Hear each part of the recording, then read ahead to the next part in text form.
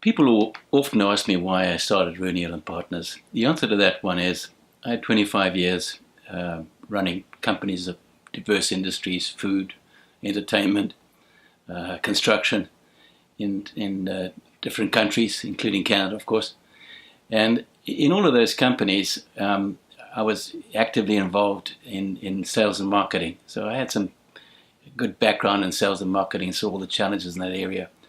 And I think if you said, why did you do it? I did it because, I wanted to leverage the experience, success I had, and the failures, and to be able to help others on their journey and sometimes avoid some of the pitfalls and build on some of the strengths and opportunities. So that was the reason I started RE&P Partners. Help people to better integrate sales and marketing. That's the other area where I found from my experience very often a lack of integration between sales and marketing. So making sure that the sales and marketing were aligned, right people on the bus, highly motivated, and giving them the skills and coaching necessary to fulfill their potential.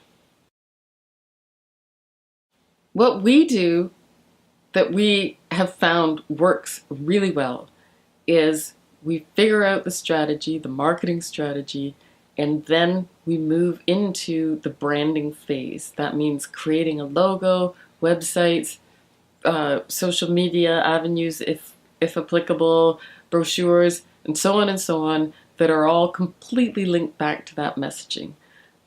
That would be pretty standard. But what we do is we also have communication. We keep looped in the sales department the entire time. So what happens is all of the materials that we create, all of the messaging that we create lands in the sales department where it can truly be implemented and brought out to the world.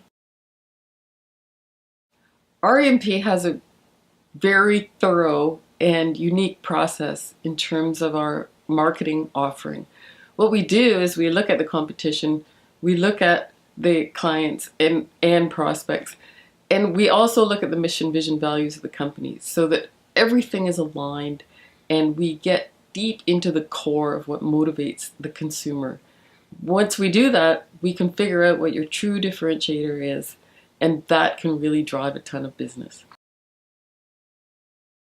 In the branding stage, we take the results of the marketing strategy, all the initiatives, all the different steps that has been done, and we take that as a foundation and use that for branding initiatives. Branding has got different components, from brand identity to the stationery set to the marketing collaterals, website. There are a lot of components. So we make sure that we use the strategy and everything that is done from marketing side towards the branding initiatives, and that's really the branding results would be much stronger. When people ask me about the sales pillar and what's changed in selling, part of me goes, a lot is still valid from way back when. But what's the fundamental change that's occurred with the internet and the plethora of information that our clients have?